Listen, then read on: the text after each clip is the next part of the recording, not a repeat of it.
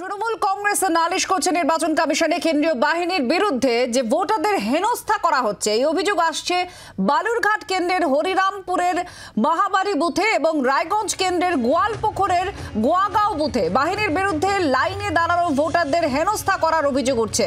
বিক্রম আমাদের প্রতিনিধি জানাচ্ছেন। বিক্রম, কি খবর? দেখো, ভোট গ্রহণ শুরু হতে না হতেই কিন্তু অভিযোগ আসতে শুরু করছে।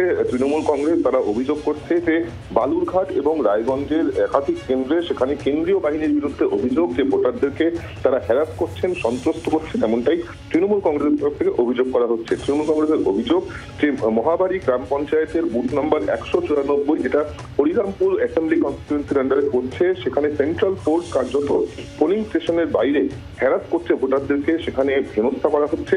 এর পাশাপাশি একই ধরনের ঘটনা কিন্তু রায়গঞ্জ গোয়ালপুকুর অ্যাসেম্বলি কনস্টিটিউয়েন্সিতে, সেখানে মূলত মহিলা ভোটারদেরকে আটকানো হচ্ছে, বাধা দেওয়া হচ্ছে এবং তাদেরকে হ্যারাস করা হচ্ছে বা হেনস্থা করা হচ্ছে এবং যাবতীয় ক্ষেত্রে কেন্দ্রীয় বাহিনীর বিরুদ্ধে অভিযোগ। এবং গোয়ালপুকুরে যেখানে বলা হচ্ছে সেখানে গোগাঁও 2 নম্বর গ্রাম পঞ্চায়েতের বুথ নাম্বার 213-তে এই ঘটনা ঘটছে বলে তৃণমূল কংগ্রেসের তরফ থেকে অভিযোগ করা হচ্ছে।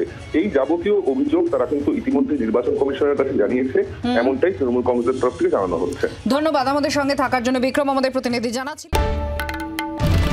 বাংলার আওয়াজ, বাঙালির আবেগ, জি 24 ঘন্টা।